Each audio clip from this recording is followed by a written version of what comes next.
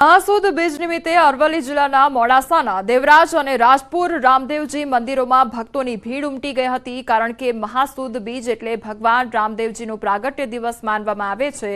વહેલી સવારથી મોટી સંખ્યામાં ભક્તો ભગવાન રામદેવજી અને દેવાયત પંડિતની ગુરુ ગાદીના દર્શન માટે ઉમટ્યા હતા અને બીજ નિમિત્તે મંદિરના મહંત ધનગીરી મહારાજ દ્વારા દર્શન માટે વિશેષ વ્યવસ્થા તેમજ ભજન સત્સંગનું આયોજન કરવામાં આવ્યું હતું। असंख्य हरिभक्तों माताओं बहनों जति सती संतों मेरावड़ो सेवा सदननी सामान्य सभामां होबाळो मच्यो અને सामान्य सभानी બેઠકમાં શાસક અને વિપક્ષ આમને સામને આવ્યા। બેઠકમાં ભરૂચના કુલ 33 કામોને મંજૂરી આપવામાં આવી હતી। નગરપાલિકાની બેઠકમાં બિસ્માર માર્ગો અને ગટર સહિતના પ્રશ્ને કોંગ્રેસે વિરોધ કર્યો તો સામાન્ય સભામાં નગરપાલિકાના જ મૃતક કર્મચારીના પુત્રને રહેમરાહે નોકરી તેમજ ચાલુ નોકરી પર મૃત્યુ વળતર મુદ્દે સભા તોફાની બની ગઈ હતી।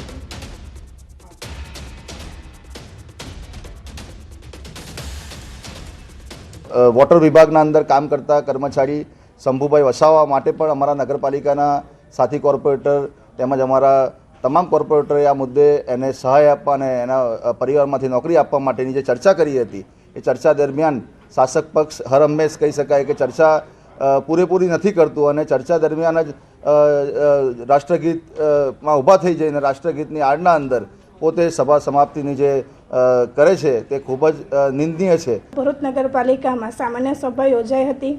33 મુદ્દા હતી। તમામે તમામ મુદ્દાને બહાલી આપવામાં આવી છે અને જે વિકાસના કામોને પૂરા કરવાની જે અમે બાહેધરી આપી છે એ કામોને અમે વહેલી તકે પૂર્ણ કરીશું અને પ્રજાને સુખાકારી થાય એ માટે અમે ભરૂચ નગરપાલિકા વતી તમામ પ્રયત્ન કરીશું। વડોદરાના રસ્તા પર યમરાજ ઉતર્યા છે। જી હા, ટ્રાફિકના નિયમોનું પાલન કરાવવા પોલીસે અનોખી પહેલ કરી છે, જેમાં યમરાજ અને ચિત્રગુપ્તના પાત્ર દ્વારા ટ્રાફિક નિયમોનું ઉલ્લંઘન કરતા લોકોને રોકવામાં આવ્યા। હેલ્મેટ, 3 સવારી સહિતના નિયમોનું પાલન કરતા ચિત્રગુપ્તે વાહન ચાલકોનો હિસાબ કર્યો। યમરાજે રોકેલા વાહન ચાલકોને પોલીસ દ્વારા દંડ પણ કરવામાં આવ્યો। ટ્રાફિક પોલીસે વાહન ચાલકોની સુરક્ષા માટે કાલાઘોડા સર્કલ પર કાર્યક્રમ યોજ્યો હતો, જેમાં વાહન ચાલકો હેલ્મેટ ન પહેરતા હોવાનું સામે આવ્યું, જેમને રોકીને પોલીસે દંડ ભરાવ્યો હતો। માર્ગ સુરક્ષા સપ્તાહ પહેલાં હતો, હવે માસ કરવામાં આવ્યો છે એ જ અનુસંધાને અને આ માસ દરમિયાન અમે અલગ અલગ અવેરનેસના કાર્યક્રમો કરી અને પબ્લિકને જાગૃત કરવાનો પ્રયત્ન કર્યો છે કે હેલ્મેટ પહેરો, રોંગ સાઈડ ન ચલાવો, 3 સવારી ન ચલાવો, ફાસ્ટ ન ચલાવો। અને એ કાર્યક્રમના અંતર્ગત અમે 2 પાત્રોનો સહારો લીધો છે, યમરાજ અને ચિત્રગુપ્ત। યમરાજ હેલ્મેટ વગરના બાઇક ચાલકને પકડે છે અને યમલોક લઈ જવા માટે કે છે। પોલીસના લાખ પ્રયત્નો કરવા છતાં જે વાહન ચાલકો છે તેઓ ટ્રાફિકના નિયમોનું પાલન નથી કરતા, ત્યારે વડોદરા શહેર ટ્રાફિક પોલીસ દ્વારા એક નવતર અભિગમ જે છે તે અપનાવવામાં આવી રહ્યો છે। તમે દ્રશ્યો જોઈ રહ્યા છો, કાલાઘોડાના દ્રશ્યો છે અને કાલાઘોડા સ્થિત જે છે જે વાહન ચાલકો ટ્રાફિકના નિયમોનું પાલન નથી કરતા તેમને જે યમરાજ છે તે સમજાવી રહ્યા છે અને યમરાજની સાથે ચિત્રગુપ્ત છે કે તેઓ વાહન ચાલકે જે નિયમ ભંગ કર્યો છે તેનો હિસાબ કિતાબ જે છે તે આપી રહ્યા છે। ઉલ્લેખની બાબત છે કે પોલીસ દ્વારા મેમો આપવામાં આવે છે, સ્થળ પર દંડ ફટકારવામાં આવે છે, પરંતુ જે વાહન ચાલકો જે છે તેઓ નિયમોનું પાલન જે છે તે નથી કરતા। એને લઈને જ નાગરિકોને જાગૃત કરવા માટે આજે યમરાજ જે છે તેનો સહારો જે છે તે લેવામાં આવી રહ્યો છે અને નાગરિકોને સમજાવવામાં આવી રહ્યા છે। તમે શું કહેશો? નાગરિકોને પોલીસ મેમો આપે છે, લોકો મેમો ભરવો પસંદ છે પરંતુ નિયમોનું પાલન કરવું પસંદ નથી, કઈ રીતે સમજાવો છો? આપણે લોકોને જો આજકાલના લોકો મેમો ભરવાનું વધારે પસંદ કરે છે, એને instead of the following the traffic rules એ લોકોને જે વડોદરા ટ્રાફિક પોલીસ કરી રહી છે એ લોકો માટે જ કરી રહી છે, એ સમજણમાં નથી આવી રહ્યું। એ લોકો એટલે જ મેમો ભરી દે છે, પણ એ લોકોને એવું નથી થતું કે આપણે એક જાગૃત નાગરિક બનીએ। ये यमराज इसके लिए आया है कि जिन लोगों को अपने जीवन की परिभाषा या जीवन का महत्व नहीं पता है उनको पता चले। आजकल इतने एक्सीडेंट्स होते हैं, इतने ट्रैफिक सिग्नल तोड़ने की वजह से इतना सब कुछ हो रहा है। हम बस यही चाहते हैं कि बस लोग समझे कि जीवन कितना महत्व है और उनकी जो फैमिली उनके घर पे वेट कर रही है। तो वडोदरा वासीओने मेमो भरवो, दंड भरवो पसंद है, परंतु ट्राफिकना नियमोनुं पालन करवुं पसंद नथी। एने लईने ज वडोदरा शहर ट्राफिक पोलीस द्वारा आज नवतर अभिगम जे छे ते शरू करवामां आव्यो छे। हार्दिक दीक्षित, न्यूज़ 18 गुजराती, वडोदरा। બેવડી ઋતુની લોકોના સ્વાસ્થ્ય પર અસર થઈ અને સોલા સિવિલ હોસ્પિટલની ઓપીડીમાં વધારો થયો છે। સોલા સિવિલ હોસ્પિટલમાં છેલ્લા એક સપ્તાહમાં 12,481 ઓપીડી નોંધાઈ। 1,617 વાયરલ ઇન્ફેક્શનના કેસ વધ્યા। વાયરલ ઇન્ફેક્શનની બાળકો પર પણ અસર જોવા મળી। હાલ સોલા સિવિલ હોસ્પિટલમાં 49 બાળકો દાખલ છે। ગયા અઠવાડિયામાં અમારી હોસ્પિટલમાં લગભગ 12,481 દર્દીઓ ઓપીડીમાં નોંધાયેલા તથા દાખલ દર્દીઓનો રેશિયો કાઉન્ટ કરીએ તો લગભગ 5,750 દર્દીઓ હોસ્પિટલમાં દાખલ રહેવામાં આવેલા। ગયા અઠવાડિયામાં તથા જુદા જુદા રોગમાં ડેન્ગ્યુ, મેલેરિયા, ચિકનગુનિયામાં અલગ અલગ દર્દીઓના અલગ અલગ રિપોર્ટ લેવામાં આવેલા, જેમાં ડેન્ગ્યુના લગભગ 53 દર્દીના બ્લડ રિપોર્ટ લેવામાં આવ્યા, એમાં એક પણ દર્દીનો રિપોર્ટ પોઝિટિવ નહોતો તથા મેલેરિયાના 194 દર્દીના બ્લડ રિપોર્ટ લેવામાં આવેલા, તેમાં પણ એક પણ રિપોર્ટ પોઝિટિવ ન હતો। સુરત ફ્લોરલ વુમન્સ હોસ્પિટલના ડોક્ટર પર ગંભીર આક્ષેપ કરવામાં આવ્યા છે, જે મામલે ડોક્ટર પ્રતિક માવાણીનું નિવેદન સામે આવ્યું છે। તેમણે કહ્યું છે કે ડોક્ટર પર આવા ખોટા આક્ષેપો થશે તો અમે સારવાર કઈ રીતે કરીશું। મારી પાસેથી 20 લાખ રૂપિયાની માંગણી કરવામાં આવી હતી, પૈસા આપવાની ના પાડતા મારા પર હુમલો થયો અને ખોટા આક્ષેપો કરવામાં આવ્યા। સમગ્ર મામલે ડોક્ટર પ્રતિકે ખંડણીની ફરિયાદ નોંધાવી છે। ભાજપે નગરપાલિકાની ચૂંટણીના દાવેદારોના નામ જાહેર કર્યા છે। વલસાડ જિલ્લામાં સમાવિષ્ટ નગરપાલિકાની સ્થાનિક સ્વરાજની ચૂંટણી માટે ઉમેદવારોના નામ જાહેર કર્યા છે। પારડીના 7 વોર્ડના 28 નામ જાહેર કર્યા છે, તો વલસાડ નગરપાલિકાના 11 વોર્ડના 44 દાવેદારોના નામ જાહેર કર્યા છે। ઉમરગામ તાલુકા પંચાયતની 2 બેઠકોની પેટા ચૂંટણીના નામ પણ જાહેર કરવામાં આવ્યા છે। સાથે જ કપરાડા તાલુકા પંચાયતની ખાલી પડેલી બેઠકના નામ જાહેર કર્યા છે।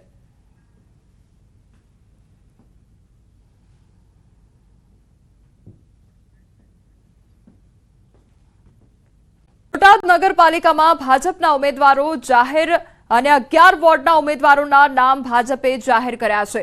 રાણપુર તાલુકા પંચાયતની બેઠકના નામ જાહેર કરવામાં આવ્યા છે। ગઢડા નગરપાલિકાના 7 વોર્ડના નામ જાહેર કરવામાં આવ્યા છે।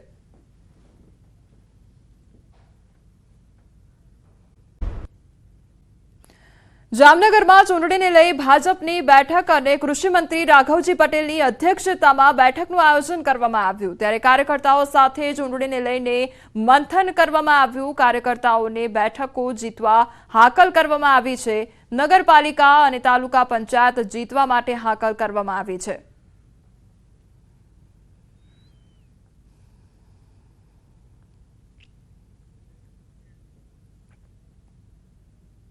સ્થાનિક સ્વરાજ્યની ચૂંટણીને લઈને ભાજપમાં પણ હવે બેઠકોનો ધમધમાટ શરૂ થયો છે, ત્યારે ખાસ મોટા નેતાઓ છે, મંત્રીઓ છે, તે પણ ક્લાસ લઈ રહ્યા છે। જામનગર જિલ્લા ભાજપ કાર્યાલય ખાતે જે પ્રકારના દ્રશ્ય આપી રહ્યા છો, કૃષિ મંત્રી અને જિલ્લા ભાજપના હોદ્દેદારો છે એ ઉમેદવારો અને જે વાંચુઓ હોય છે તે તમામની અહીં મીટિંગ પણ કરી રહ્યા છે। ખાસ કરીને કૃષિ મંત્રી પણ હાલ જામનગર ખાતે પહોંચ્યા છે, તેમની સાથે સીધી વાત કરીશું।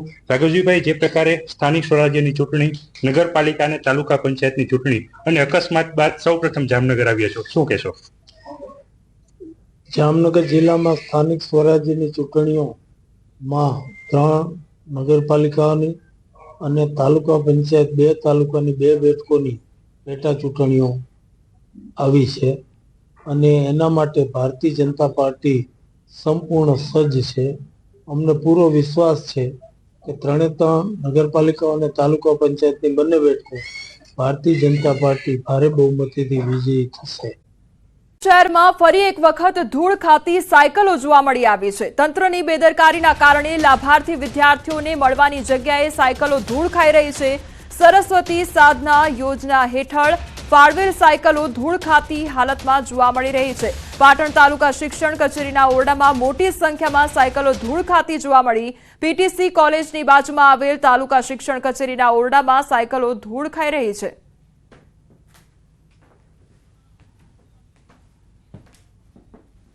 પીટીસી કોલેજની બાજુમાં છેલ્લા ઘણા સમયથી સરસ્વતી સાધના યોજના હેઠળ ગરીબ અને મધ્યમ વર્ગના લાભાર્થીઓને આપવાની સાયકલો ધૂળ ખાઈ રહી છે અને ભંગાર થતી નજરે પડી રહી છે। તો પાટણનું વહીવટી તંત્ર જાગે અને આવી સાયકલો જ્યાં જ્યાં પડી છે ત્યાંથી એકત્ર કરી આ તરફ સુરેન્દ્રનગરની જો વાત કરવામાં આવે તો ત્યાં આગળ પણ ખેડૂતો દ્વારા વિરોધ કરવામાં આવી રહ્યો છે. જે સમસ્યાઓનો સામનો સતત ખેડૂતો કરી રહ્યા છે તેના કારણે 3 થી 4 ગામના ખેડૂતો વિરોધ નોંધાવી રહ્યા છે. વીજ પોલ નાખતા પાકને મોટા પાયે નુકસાન થઈ રહ્યું છે તો ખાનગી કંપની ખેડૂતોને વળતર આપે તેવી માંગ કરી રહ્યા છે. સુરેન્દ્રનગરના લીંબડી તાલુકાના ખેડૂતોએ વીજ લાઇન નાખવાની કામગીરીનો વિરોધ નોંધાવ્યો છે. ખાનગી કંપની દ્વારા વીજ લાઇન અને વીજ પોલ નાખવાની કામગીરીને લઈ ખેડૂતોએ વિરોધ નોંધાવ્યો છે. ખેડૂતોના જણાવ્યા પ્રમાણે તેમને કોઈ પણ જાણ કર્યા વગર વીજ પોલ નાખવામાં આવી રહ્યા છે. આ કામગીરીથી પાકને મોટા પાયે નુકસાન થતા ખેડૂતોમાં રોષ ફેલાયો છે. ત્યારે ખેડૂતોને પૂરતું વળતર ચૂકવવામાં આવે તેવી માંગ સાથે ઘનશ્યામપુર, જનશાળી, બડોલ સહિતના ગામોના ખેડૂતોએ વિરોધ પ્રદર્શન કર્યું છે. વાળા લોકો જે મારા કાકાના ખેતરમાં ખાડો કરતા હતા JCB લઈને પોલીસ સ્ટેશન સાથે, અને મેં એમ કીધું કે ભાઈ આ ખાડો કેમ તમે કરો છો? તાર કે બસ લાઈનનું કામ છે. તો મેં એવડે લોકોને એવું કીધું કે તમે એસ્ટિમેટ આપો કેટલું વળતર છે, શું છે. કોઈ વળતર નહીં, કાંઈ નહીં, ખેડૂતોને નહીં કંઈ પૂછવાનું અને સીધા જ ખાડા કરવા માંડ્યા. વળતર તો એમને ચૂકવવું પડે ને, વળતર આપ્યા વગર તો એમને કામ ન કરાય ને. શું માંગ છે તમારી? અમને આનું વળતર આપે પૂરેપૂરું, અમારું નુકસાન હોય. હાલ ટામેટાએ ખેડૂતોને રાતા પાણીએ રોવડાવ્યા છે. ટામેટાના ભાવ તળિયે બેસી જતા ઢોરને ખવડાવ્યા હતા ટામેટા. તો કચ્છના નખત્રાણાના ખેડૂતો પરેશાન થયા છે. 2 થી 3 રૂપિયા કિલોના ભાવ બોલાતા નારાજ જોવા મળી રહ્યા છે. 100 રૂપિયે કિલો વેચાતા ટામેટાના ભાવ 2 રૂપિયા થઈ ગયા છે. હજારો રૂપિયાનો ખર્ચ પેટે પાટા બાંધી રાત દિવસ મહેનત છતાં જગતના તાતને લાલ ઘૂમ ટામેટાએ રાતા પાણીએ રોવડાવ્યા છે. 2 મહિના પહેલા આ જ લાલ ટામેટાના 100 રૂપિયા આસપાસ ભાવ બોલાતા હતા. જ્યારે આજે એ જ ટામેટાને 2 મહિનામાં 2 થી 3 રૂપિયા પ્રતિ કિલો બોલાઈ રહ્યા છે ભાવ. ખેડૂતોમાં ભારે રોષ સાથે ચિંતા જોવા મળી રહી છે અને પોકારીને કહી રહ્યા છે કે અમારી મહેનત તો ભગવાન ભરોસે, પણ અમે જે ખર્ચ કર્યો તેના પ્રમાણે પણ ભાવ નથી મળી રહ્યો. સુરતના સચિન સ્લમ બોર્ડ વિસ્તારમાં લૂંટ ચલાવનાર 3 શખ્સો ઝડપાયા છે. 3 માથાભારે શખ્સોએ તાજેતરમાં અલગ અલગ 2 લોકો પાસેથી ચપ્પુની અણીએ સોનાની ચેન અને મોબાઈલની લૂંટ ચલાવી હતી.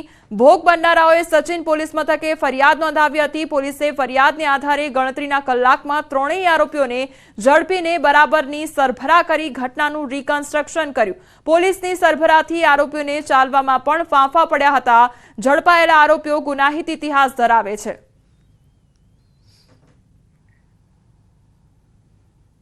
તારીખ 28/1 ના રોજ જે એક અમારે ત્યાં લૂંટનો બનાવ બન્યો હતો, જે બાબતે ગઈકાલે આરોપીને અટક કરવામાં આવી છે અને ગુનાની જગ્યાનું રિકન્સ્ટ્રક્શન પણ કરવામાં આવ્યું છે.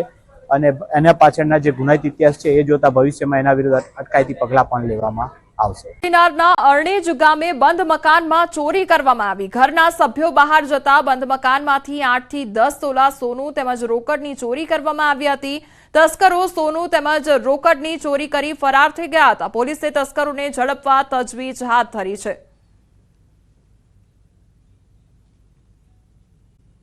પ્લાસ્ટિક વેસ્ટ મુદ્દે હાઈકોર્ટ હવે નારાજગી વ્યક્ત કરવામાં આવી છે. પ્લાસ્ટિકનું પ્રદૂષણ ફેલાવનાર સામે કડક કાર્યવાહી કરો તેવું કહેવામાં આવ્યું છે. પ્લાસ્ટિકનું પ્રદૂષણ આજના સમયનું સૌથી મોટું દૂષણ છે તેવી ટકોર પણ હાઈકોર્ટે કરી છે. યોગ્ય રીતે મેનેજમેન્ટ ન કરી શકનાર સામે પગલાં લો. પ્લાસ્ટિક વેસ્ટ મેનેજમેન્ટ ન કરનારા સામે કડક પગલાં લો અને મહાનગરપાલિકાઓ અને નગરપાલિકાઓ સામે પગલાં લેવા સૂચન કરવામાં આવ્યું છે. ગુજરાત પ્રદૂષણ નિયંત્રણ બોર્ડની જવાબદારી માત્ર મોનિટરિંગની નથી. જીપીસીબીની નબળી કામગીરી પર હાઈકોર્ટની નારાજગી વ્યક્ત કરવામાં આવી છે. અમારી સાથે હાલ સંવાદદાતા મૌલિક જોડાઈ ગયા છે. મૌલિક, હાઈકોર્ટનું કડક વલણ પ્લાસ્ટિક વેસ્ટને લઈને કરવામાં આવી રહ્યું છે, શું અપડેટ તને લઈને? કોમલ, ચોક્કસથી પ્લાસ્ટિક વેસ્ટ મેનેજમેન્ટને લઈ આડેધડ જે રીતે કોન્ટ્રાક્ટ કપાઈ રહ્યા છે અને જગ્યાએ તેનો નિકાલ થઈ રહ્યો છે, વેસ્ટ જે છે તે અલગ અલગ જગ્યાએ નાખવામાં આવી રહ્યું છે, તેને લઈ હાઈકોર્ટે પોતાની ગંભીરતા દાખવતા આજે નારાજગી વ્યક્ત કરી હતી. પ્લાસ્ટિકનું જે પ્રદૂષણ ફેલાવનાર છે તેમના વિરુદ્ધ કડકમાં કડક કાર્યવાહી કરવામાં આવી અને જીપીસીબી તેની કાયદેસરની કાર્યવાહી કરી તેમની વિરુદ્ધ ફરિયાદ પણ દાખલ કરી. આ પ્રકારની ટકોર જે છે તે આજે પીઆઈએલમાં દાખલ કરવામાં આવી હતી. મહત્વનું છે કે ગીર અભયારણ્ય અને ઇકો સંસ્કૃતિ ઝોન જે છે ત્યાં કેટલાક વખત આ પ્રકારના પ્રદૂષણો જે છે તે ખૂબ જ મોટા પ્રમાણમાં જોવા મળે છે. પ્રતિબંધિત પ્લાસ્ટિક જે છે તે ગેરકાયદેસર રીતે હેરાફેરી થાય છે, તેનો વપરાશ પણ કરવામાં આવતો હતી અને તેને લઈને હાઈકોર્ટે પોતાની નારાજગી વ્યક્ત કરી હતી. જી મૌલિક, સમગ્ર માહિતી બદલ આપનો આભાર.